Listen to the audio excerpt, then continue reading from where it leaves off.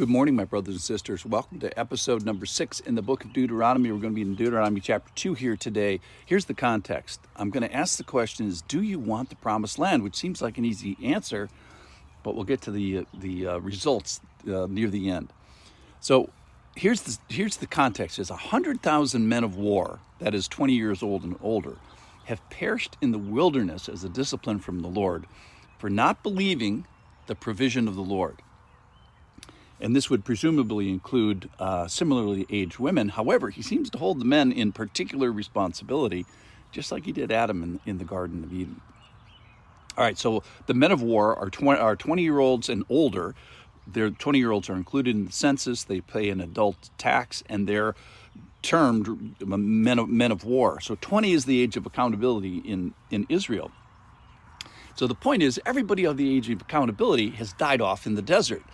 So of interest, he doesn't smite them. He basically says to the people who said, we don't want your promised land. He says, okay, I'm going to give you an answer to that. I'm not going to give you the promised land.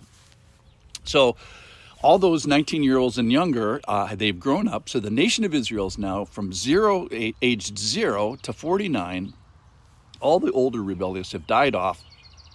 And here we are, Deuteronomy chapter 2, verse 16.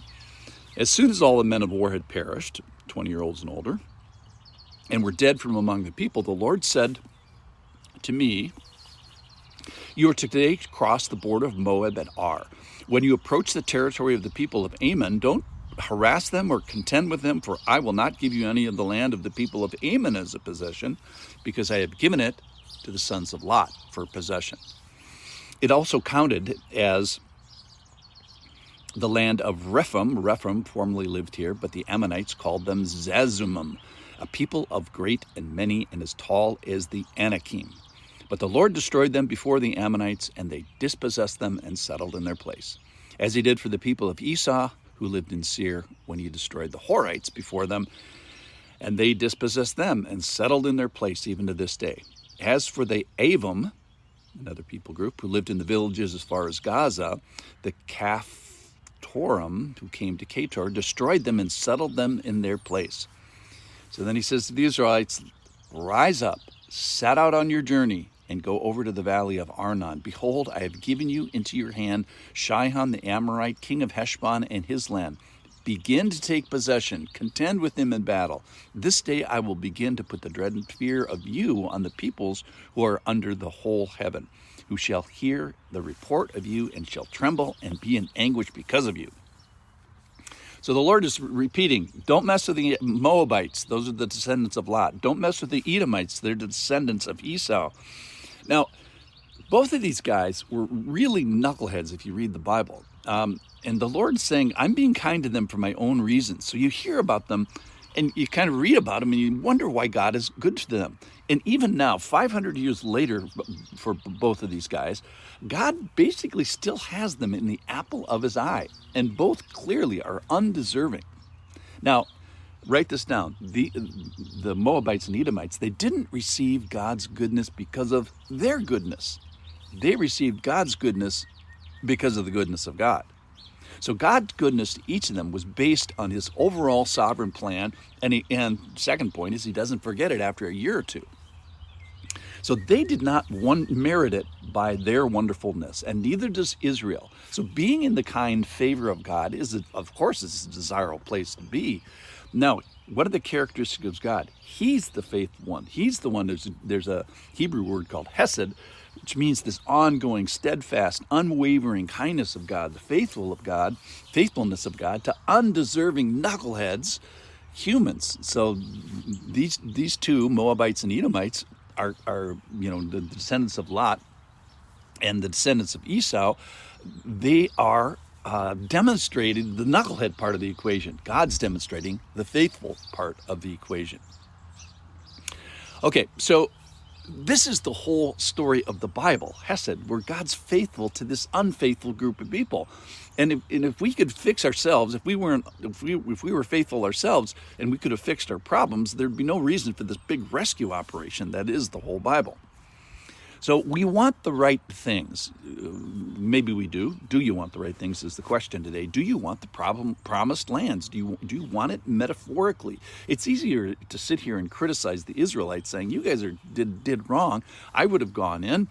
And this requires an ongoing relationship and listening and obeying, and the Lord's choice in choosing some to go. So why does God choose the Israelites? Is it because of their shininess? No. No one is shiny before God. Not me, not Moses, not you. We're all going to need some help. So let's be careful where we insert ourselves in this story. We say, I'm reading the story about Moses and Joshua, and I'm going to be one of those great guys. No. If there's a role for a knucklehead in the story, that's probably you. That's probably me. We probably don't star in this show, just like the Israelites didn't star in this show. God's the star. So we are probably going to require the undeserving mercy of God. And we probably should come to the story humbly and gratefully. We probably should obey the Lord when he says, rise up, set out, and I've given this into your hand. So